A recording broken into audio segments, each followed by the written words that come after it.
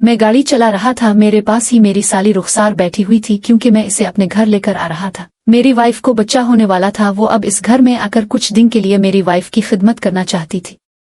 थोड़ी देर के बाद शबनम ने अपना हाथ बढ़ाया और मेरे हाथ पर लगाया क्योंकि वो फ्रंट सीट पर ही बैठी थी। मैंने कहा कि ये तुम क्या कर रही हो? कुछ नहीं, हम जिस रास्ते पर थे वो बहुत ही सुनसान रास्ता था।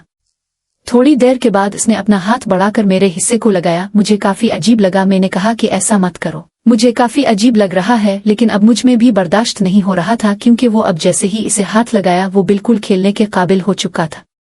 ना चाहते हुए भी अब मुझ में भी इतना कंट्रोल नहीं था, मैं बेकाबू सा होने लगा था। इसकी उम्र तकरीबन 17 साल थी। वो इस वक्त FSC की स्टूडेंट थी, गर्मियों की छुट्टियां थीं।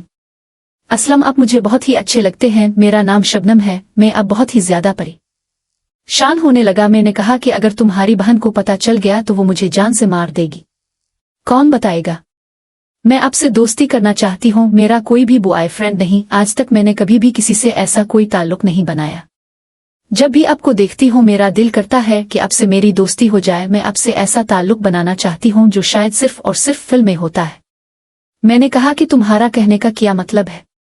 मैं आपके साथ अच्छा वक्त गुजारना चाहती हूँ। मुझे पता है कि आपको भी उन चीजों की जरूरत है। मेरी वाइफ जो कि तकरीबन 1 महीने से बीमार थी और पहले भी मैं 3-4 माह से कुछ भी नहीं कर पाया था, अब तो इसे तकरीबन 1 हफ्ते बाद बच्चा होने वाला था। इसलिए तो अब इस घर में रुखसार आ रही थी। रुखसार कहने लगी कि प्लीज मेरी बात मान ले। मैंने कहा कि ऐसा कैसे हो सकता है? अगर तुम्हारी बहन को पता चल गया तो वाकई बहुत ही बुरा होगा। नहीं, कोई भी इसे नहीं बताएगा। मैंने कहा कि चलो ठीक है, घर तो पहुंच जाएं, फिर जैसा तुम चाहोगी बिल्कुल वैसा ही होगा।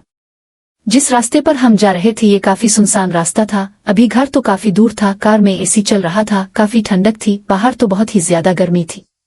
उन्होंने अब मुझे मजीद भी खेलने के लिए उकसाया। मैं अब बहुत ही ज्यादा परेशान हो चुका था। आखिरकार मैं रुखसार की बात मानकर एक साइड पर गाड़ी लगाकर खड़ा हो गया। रुखसार ने अपना खेल शुरू कर दिया।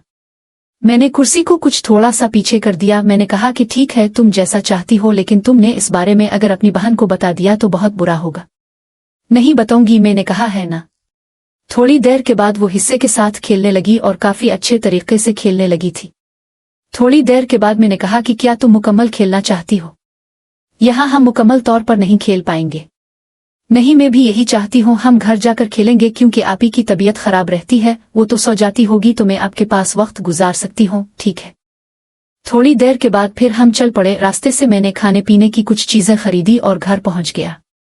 मेरी वाइफ हमारा इंतजार कर रही थी। इसके बाद फिर रुखसार ने खाना तैयार किया। वाइफ की तबीयत खराब थी जिसकी वजह से वो आजकल खाना नहीं बना रही थी। वो अपने कमरे में ही ज्यादा देर रहती थी।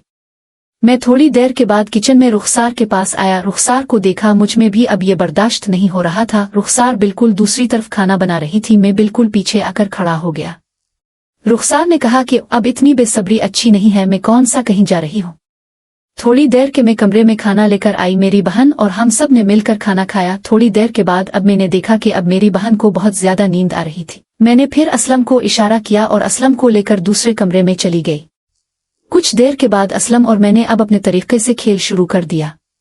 मैंने असलम को कुर्सी पर बैठने को कहा और उसके पांव के पास बैठकर खेलने लगी। मैं काफी अच्छे तरीके से खेल रही थी, मुझे भी काफी अच्छा लग रहा था। मैंने कभी भी नहीं सोचा था कि असलम के साथ मुझे ऐसा मौका मिल जाएगा। मैं काफी देर से खेल रही थी। असलम को डर भी था कि कहीं अब हिना उठ ना जाए, इसलिए थोड़ी देर के बाद वो वापस कमरे में आ गया। हिना को देखा, हिना काफी गहरी नींद में थी। शाम को जब सोने लगी थी तो मैंने नींद की मेडिसिन भी इसे दे दी थी, जिसकी वजह से वो काफी सुकून में सो रही थी। थोड़ी देर के बाद जब असलम वापस मेरे कमरे में आया तो मैंने कहा कि तुम्हें डरने की जरूरत नहीं, इसे कुछ नहीं होगा, वो सो रही है। थोड़ी देर के बाद जब मैंने इसे एक अच्छी सी पोजीशन बनाकर दी और थोड़ी देर के असलम ने भी अपने तरीके से खेलना शुरू किया तो मेरे लिए काफी अजीब था क्योंकि ये मेरा पहली दफा का खेल था। इस दफा मुझे काफी अजीब भी लगता। थोड़ी देर के असलम ने काफी अच्छी कोशिश की और थोड़ी देर वो अपनी पा चुके थे। मुझे काफी अजीब जरूर लगा, लेकिन अब मुझे काफी अच्छा लग रहा था। हम काफी देर खेलते रहे। काफी देर खेलने के बाद हमारा काम मुकम्मल हो गया। फिर असलम अपने कमरे में जाकर सो गया। हिना को तो इस बात का पता ही नहीं था कि इस कमरे में क्या हो रहा है। अब वो दिन आ ही गया जब हिना का बच्चा पैदा हुआ। हम सब हॉस्पिटल में थे। अब एक ही बेड पर मैं और असलम थे और दूसरे बेड पर हिना और उसका बच्चा था। रात गहरी हो चुकी थी। असलम और मेरे बीच तो अब दोस्ती हो चुकी थी। असलम आज और भी ज्यादा एक्साइटेड था, खुश था।